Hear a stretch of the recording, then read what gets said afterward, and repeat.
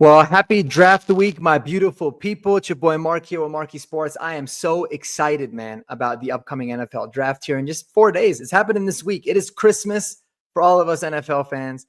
And man, all the speculation, all the mock drafts, all of the talk that we've said about what's the best situation, who are the best combination of players. We're going to get the answers to those this week, man.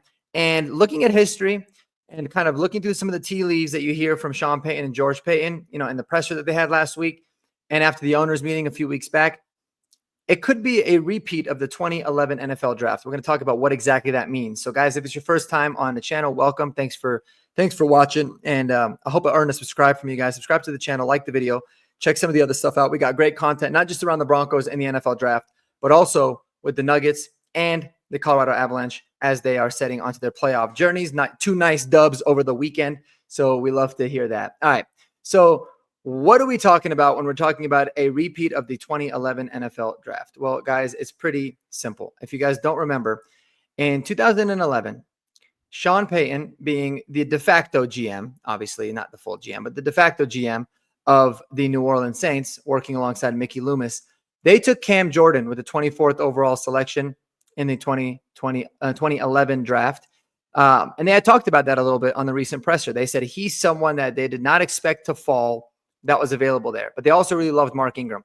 So they took Cam Jordan, and they were able to trade their second-round pick that year and a 2012 first-round pick to go back into the first round and take Mark Ingram, 28th overall. Now, what did that look like? They gave away their 56th overall pick in the 2011 draft and the first round selection in 2012. So essentially that would be like us this year giving up the 51st overall pick in the second round and a next year's first. Now, the reason something like this to me makes a lot of sense is because when you look at it, they essentially just gave away a second round pick in this scenario. Yes, they gave away a future one, but they doubled up on the first round picks in 2011. So that would mean that this year, the Broncos would have two first-round picks, giving away their second-round pick, obviously, and next year they wouldn't have one. So they're essentially exchanging next year's first-rounder to have two this year. It is different than trading up for Genty, giving away a future first-round pick to select one player. When you're able to get two guys out of the first round, I look at it like you're almost washing away the next year's pick to double up with two. If that's the situation that the Broncos like, I'm actually all for it. If you're going to tell me that we're going to come out of the first round with maybe a Derek Harmon, who is a very good defensive lineman, someone that I think can be a very big impact player, not just in year one, but moving forward. And then also Omarion Hampton or Travion Henderson to help build out the running back room. I'm all for that. It's very different than trading up and putting all your eggs in one basket to go up and get yourself an Ashton Genty or, a Colston Loveland or Tyler Warren or what have you.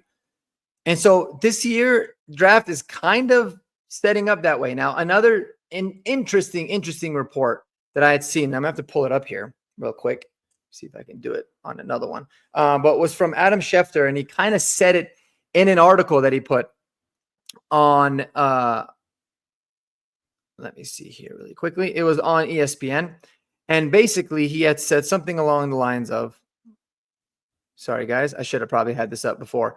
But he said something along the lines of, there's not really a lot of teams that are, interested in trading up, have made phone calls about trading up. Here's this for you. You go ahead and add it. All right. So as you can see, Nick Cosmider had said, interesting note buried in here from Schefter. There has been, however, a lack of teams willing to trade up, at least so far. Denver is one of those. The Broncos have made inquiries about moving up in round one, according to sources. Now, this could obviously be taken in a multitude of ways, right? It can be one of those situations where you look at it and you say, Broncos are looking to make a trade up for, somebody like a Genty into the first round. But it can also say, hey, maybe they're talking to some guys behind them, some teams on the back end of the draft, and looking at them is to potential trade partners. Here's one that's really interesting to me. The interesting team in this particular scenario is the Minnesota Vikings, right? Because if you look at what the Minnesota Vikings have, they have a first round pick. They don't have a second. They have a late third. They have a 4th and a 5th. That's it. They only have 4 picks in this year's draft. So for them to be able to say, hey, you know what? We'll move back from 24 to 51. They'll pick an additional pickup this year, but then they can get a future one, or they can maybe get a couple more picks and not necessarily get a future one, maybe a future 2, 51 and 85 maybe, or 122 to add to get more picks for them. They could be a team that's a really interesting team to target. You could also obviously look at, other really good teams. The Commanders, for example, they might be a team that's interested in receiving a future 1 and moving back to 51 because they might have a few more picks. Let's check out what they have. So they have 29, they have 61.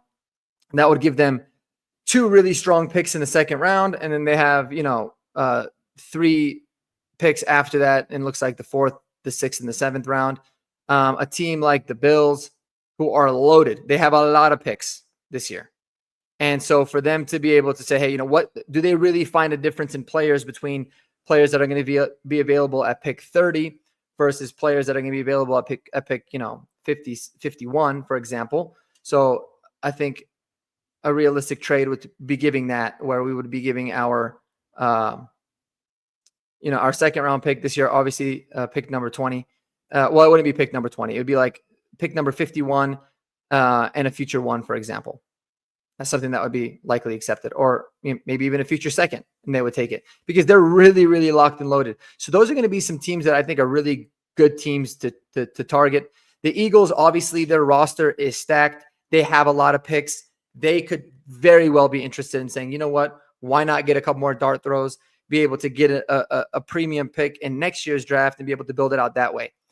Those are the teams that I would look at and say it's a very, very big possibility. And frankly, guys, I ain't going to lie to you. I see that as a much higher possibility of the Broncos trading back up into the first round or maybe in the early second to be able to get a second player that they're targeting rather than standing put.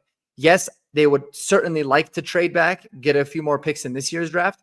I just don't know how realistic it is. The only factor that could play into that is if one of these quarterbacks are highly touted, if Shador drops and he's available at 20, which I don't really see happening. But let's say a team like the Steelers, if word around the street is that they love Jackson Dart or they love Jalen Milroe, and there's another team that's picking in the early second that really likes him as well, they could look to trade with the Broncos to hop up to get him. But that's, like I said, a much lower chances of happening, in my opinion. I think teams are going to love the idea of trading back and getting some picks. So why not use that to our advantage? We could pick somebody that's the highest on our board, whether it's a running back, a wide receiver, a defensive lineman, a tight end at 20, and then jump back into the first round by trading our second round pick and a future, premium pick, whether it be a first rounder or a second rounder, to jump back in. And like I said, the teams like the Bills could be really interested in doing something like that because the Bills got a lot of picks. They're a really good roster. They're obviously already a competitor. So they might just say, hey, why not defer it off? It's good value for them. Same thing with the Philadelphia Eagles.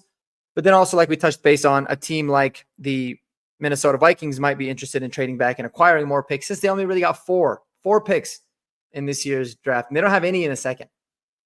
And if they don't, like I said, if they don't find a lot of differences between guys on their board ranked at 24 versus 51, or they have a lot of players grouped in there, they might be really interested in seeking the opportunity to get themselves a second round pick and then a future premium one, or maybe even a second and a third this year. Who knows how that's going to work out.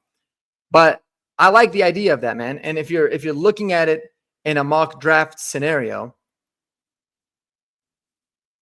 right? So if you're looking at it in this mock scenario here that we have going on, it's really interesting because what could end up happening is, let's say the Broncos look to the Bills and they say, hey, we want pick 30 in exchange for pick number 51 and a future 1. Even in this scenario, it's a future 2. I don't know if a future 2 would get it. If you didn't want to give up a first round pick next year, you'd probably have to give a third or a fourth this year. But just for the sake of argument, let's make it a repeat of the 2011 draft and offer them this trade. And they accept it. Now we're picking at 20. Let's say the highest rated player on our board here, let's say Loveland is available, or Ibuka, or even, like I said, let's just make it as close as possible to the 2011 draft and say, man, we're super high on Derek Harmon. you could take Derek Harmon at 20. You trade back up into the first round to 30, and you take yourself a running back, whether it's Quinshawn, Caleb Johnson, Trevion Henderson would be my choice, and you pick him. Now you've got yourself 2 premium players who I think are big-time difference makers. In this scenario, we could have taken Loveland. He might not be available there. But you could really mix and match your 2. And then now we're not picking again until pick number 85. But I think, in the middle rounds of this draft, you can get a lot of really good players. You could also trade back in the scenario and get a couple more picks maybe, depending on how the rest of the draft goes.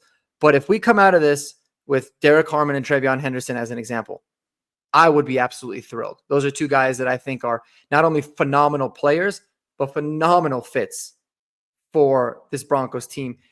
And we have a really good roster already. I think our roster is really solid. I think we're really happy with our wide receiver room, even though I'm not necessarily, I have my questions. But, to be able to be like, hey, you know what? We're going to defer next year's first round pick. We expect for it to be a late 20s pick also. And I don't know what kind of a draft next year's draft is going to be. It could be a really deep draft. If that's the case, you rethink it. But if it's a draft where they think, man, we're going to be solid. We're set with our quarterback. We're set across the board on our roster, and we can afford to not have a first rounder next year. Why the hell not do it if there's 2 guys in this draft that George Paton and Sean Payton love? And at this point, you have a lot of options. I mean, you've got some really intriguing wide receivers in Kyle Williams and Savion Williams that I think are really good. Isaac Tesla, Torrey Horton are guys that I really like. If you wanted to add to the tight end room, man, between Gunnar Helm and Harold Fannin, you got to love that. There's just a multitude of ways that you can go. You can even get yourself a future tackle, somebody that could be a future starter for you, whether it's Wyatt Milam, who's somebody I'm really high on, Jonah Savainea from Arizona. Charles Grant will probably be more of a 4th round guy, but he's a really good developmental player that we've talked about as well.